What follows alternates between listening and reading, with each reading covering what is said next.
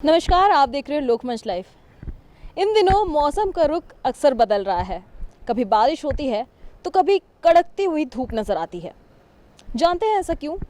अक्सर आपके दिमाग में ऐसा भी सवाल आता होगा कि आखिर ऐसा मौसम का बदलाव अचानक क्यों हो रहा है।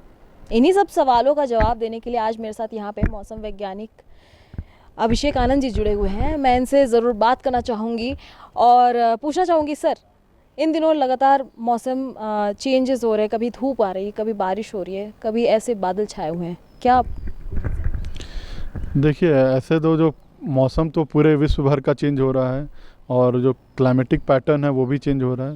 तो ग्लोबल चेंजेस तो देखने को मिल रहा है।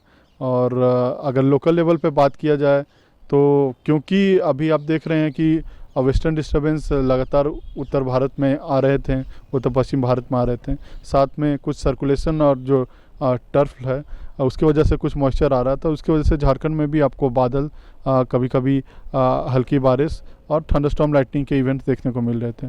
तो अभी ये कल तक में थोड़ा सा इवेंट्स अच्छे हैं और 4 तारीख तक इसी टाइप से मौसम देखने को मिलेगा। फिर 5 तारीख से फिर से गर्मी का एक बार फिर से आपको देखना पड़ेगा और पारा फिर से बढ़ेगा।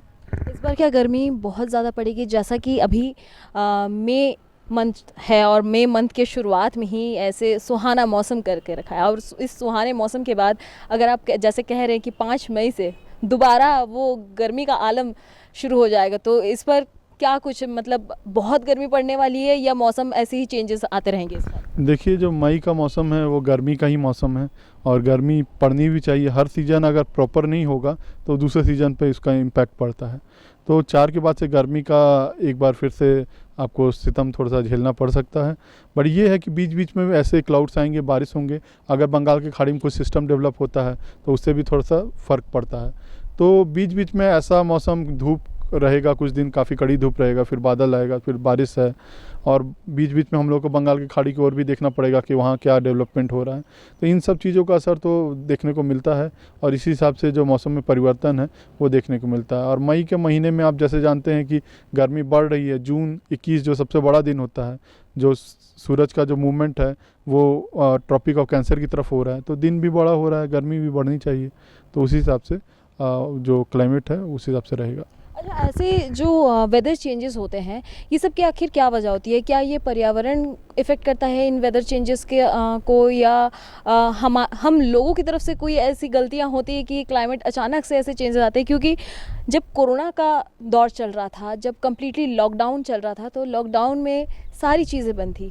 उस टाइम क्लाइमेट बड़ा ही साफ़ नज़र आता था और जैसे ही सारी चीज़ें ऑन रूटीन स्टार्ट हुई और फिर से ये क्लाइमेट चेंजेस शुरू हो गए। और इदानीं अभी गर्मी के समय पे जैसा हम एक्सपेक्ट करते हैं मई के स्टार्टिंग में कि बहुत गर्मी पड़ती है या लू बहता है, कहीं उमस बहुत पड़ती है, अचानक से ये क्लाइमेटिक चेंजेस क्या हमारे शरीर को कुछ असर कर सकता है?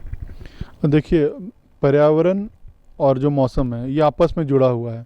अगर पर्यावरण बहुत अच्छा होगा तो उस जगह का आपको मौसम भी अच्छा देखने को मिलेगा। मौसम अच्छा का संदर्भ ये है कि जो सारे जो मौसम है, जैसे गर्मी है, बरसात है, ठंड है, इनका अपना अपना टाइम स्केल है, टाइम इंटरवल है कि 4 महीने गर्मी है, सर्दी है, बरसात है और फिर उसमें बसंत ऋतु है।